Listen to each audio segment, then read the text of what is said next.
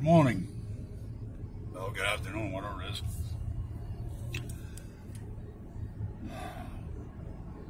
Somebody, for one, turn up the thermostat. Dadgum, it's 37 degrees out. Brrr. Which actually works for what this video is about. You know, I'm a critic when it comes to the Rogers Riddle review, so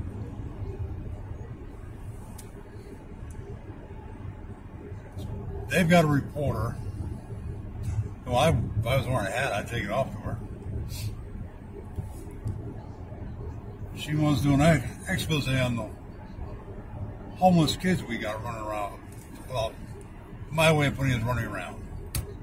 Homeless kids we've got around here.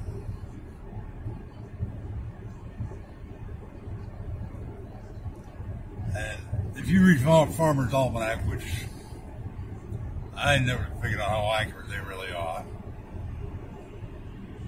but everybody's saying it's going to be a cold winter. Well, I started looking this morning after I got some clown want to get in an argument on Facebook, saying that he's about as heartless as all get out about these kids. And all the homeless, all together, if you scroll down and go through however long it takes, one of the very first videos I did was back early this year about the homeless population.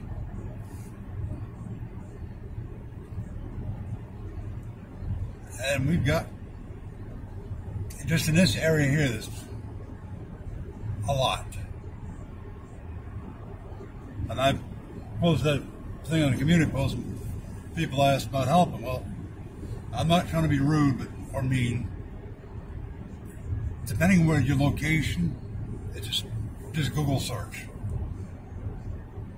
I mean, right here in town, all we've got is, I know the guy who started it, I didn't know he had to step down for health reasons. God's Blueprints. We call it, it's literally God's Blueprints Daycare or something like that. Because they're only there during the day.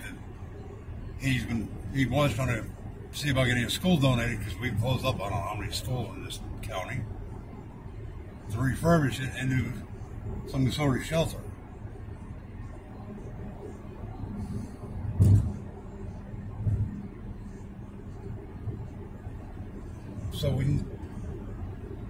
So I did that video months ago about homeless, and I'm doing it again. Because in a way it all ties in with the live we're doing. Because these homeless kids don't have anything. Yeah, I'm doing a live for kids for Christmas. But at the same time, it's almost like, to me it almost goes hand in hand. We got to try to help these kids and everybody out. Oh, I mean, that Yahoo I was arguing with on Facebook, I was just getting a kick out of him, honestly. I mean, he's trying to tell me they got shelters in Kingsport. Yeah, they do. And he's trying to say they can get a ride from Kingsport to here. Maybe so, but they also got to worry about their own community out there.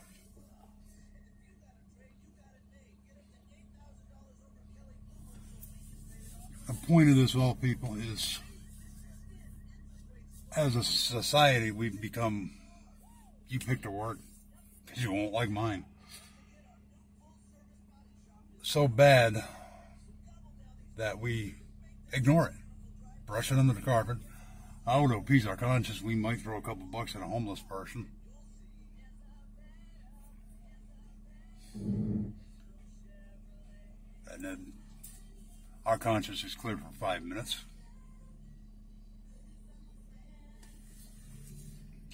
But that isn't helping the whole situation.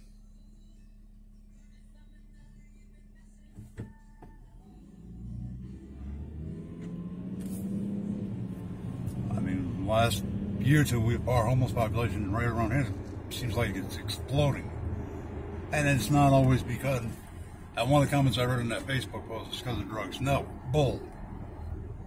Because I know I've got one subscriber, I'm not even mentioning names, that was homeless. I've been homeless, and that wasn't because of drugs, because I'll tell you what, I got past any drug testing on the man any day of them, any week.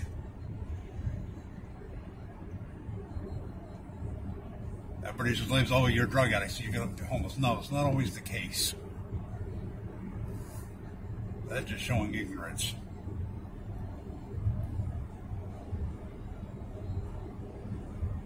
If you can help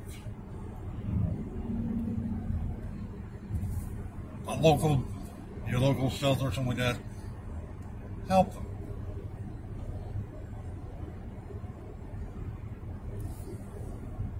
Contact them, see what all they need. Maybe they just need somebody to help volunteer their time.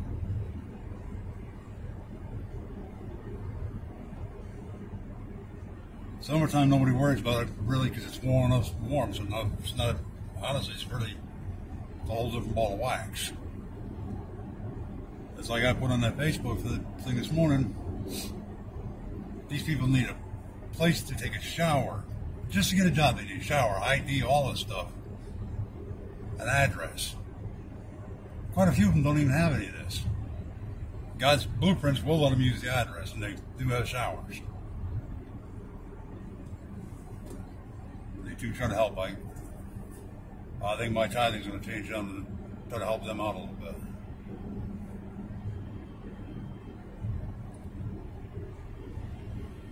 But we're all human beings. So why can't we try to help? I mean, let me run something by you. These homeless kids. All right, good example. Look at Samuel Little. Most prolific serial killer in the history of this country. He claimed 90, and yet last I knew the FBI was almost matching his numbers. He'd pick up people cast off nobody thought about, nobody cared about, and kill them. Think about these kids. They can be in the same boat. They really honestly could be.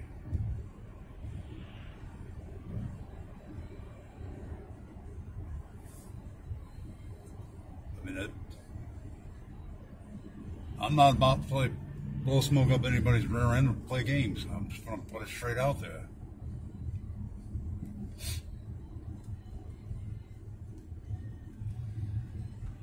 I grew up where I had a decent childhood. I was my own things that caused me to be homeless when I was a teenager. There's one right there.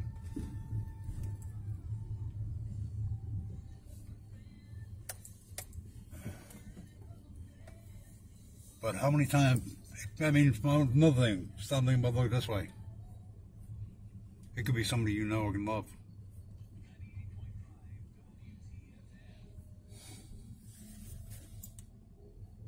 It really could be.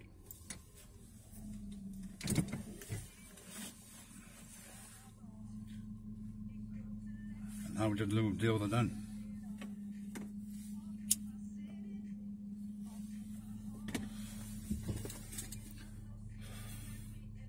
People have said I've got a big heart. As a rule, I don't know about that, but in some situations, I will agree with them. When it comes to kids and stuff like that, yeah. Because as I told this Yutz on Facebook, because he kept, if you read the comments, it was almost hilarious. He kept trying to assume he knew my life. No, and I'm like, buddy, you've never even seen my life. When I say I've seen a father trying to pimp out his 12-year-old daughter outside of Chicago, Illinois back in the 90s, I'm not joking. When I say I've seen a person laying deceased on the side of an interstate in Ohio and people walking over that person like they were just nothing there, I'm not joking.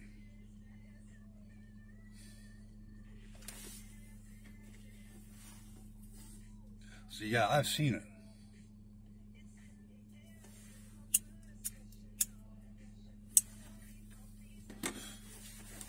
what happens when you drive trucks and see things. I mean, I go around this project all the time. You know, there's a guy sleeping next to guardrails. And I'll lay 21. I ain't gonna get not many people are gonna watch this video because of the subject.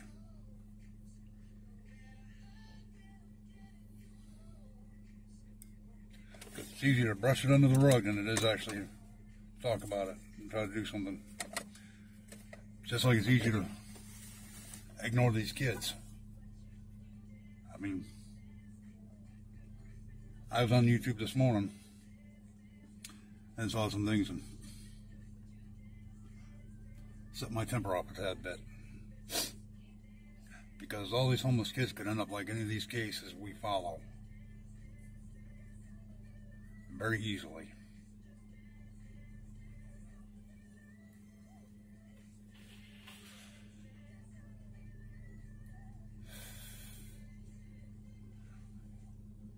So maybe it's time everybody starts waking up and smelling some coffee and doing some thinking.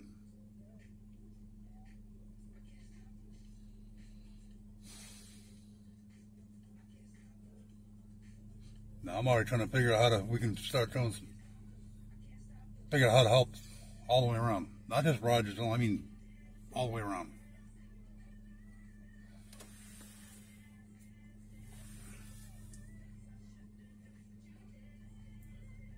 Because it's not right. Everybody says, oh, you got jobs. Yeah, well, you need certain things to even get that stupid job. So without the basic necessities, how are you going to get that job to get ahead in life?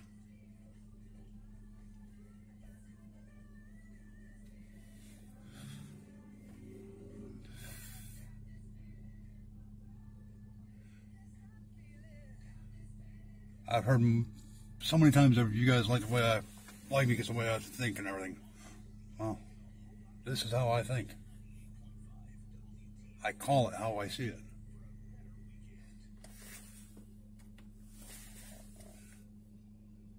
I know money's tight for everybody right now.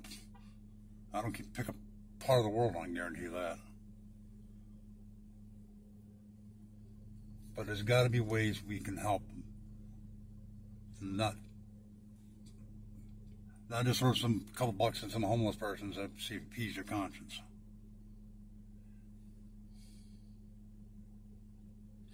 You know, there's an old saying that my parents had years ago. I'm trying to remember the whole thing now.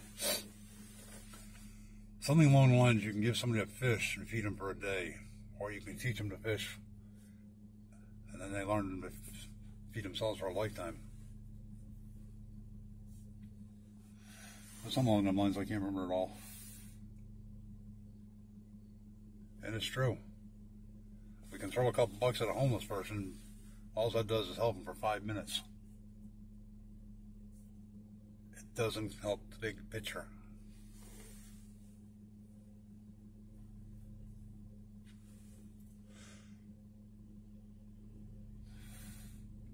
Now, I'm going to try to work with this reporter. Because maybe I can make her and a couple others can make some kind of impact around here in Rogersville. Because I'm not sharing the conversations we had, but her thinking and my thinking on some things are not very far apart. I can promise you that now. Am I still going to be a critic of the review? Are we still breathing?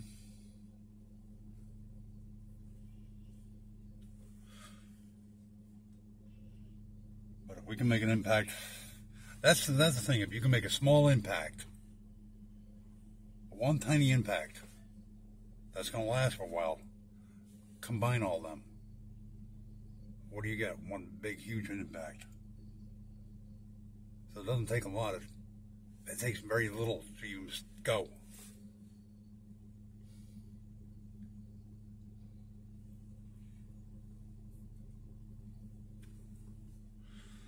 I mean, that's all it really takes. A small impact. I'm not going to say it takes bring a stranger into your house.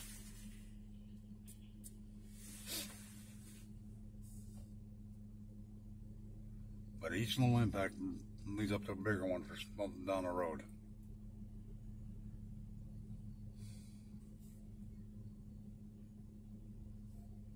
And ironically, I wouldn't even be doing this if it wasn't one of my subscribers that actually lives here in town.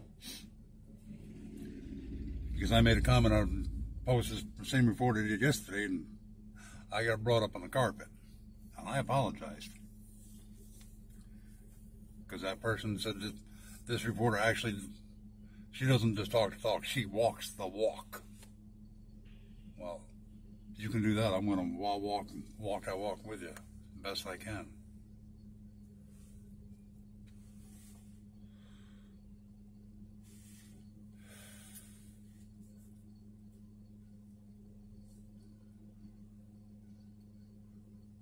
But there's got to be a way we can all make small impacts, and then it's like a little ripple in a pond when you throw a rock. A little ripple spreads out, makes bigger ripples. So there's got to be some way we can do this. And I'm talking about globally.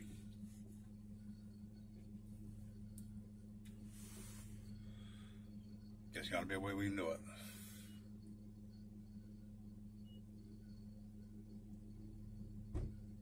See, one thing about me, you probably don't know, is one thing I got from my mother is I root for the underdog.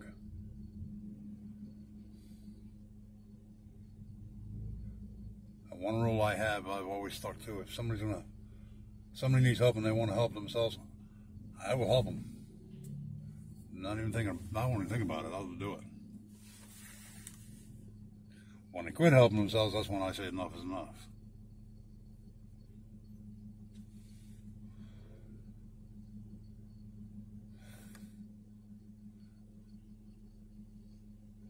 But I've always rooted for the underdog. That's probably not the greatest terminology, but it's the best one I can come up with.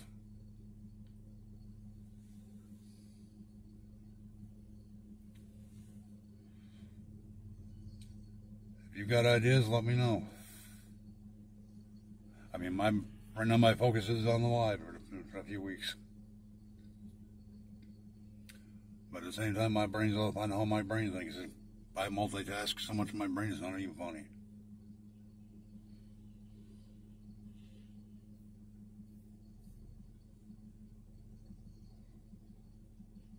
All right.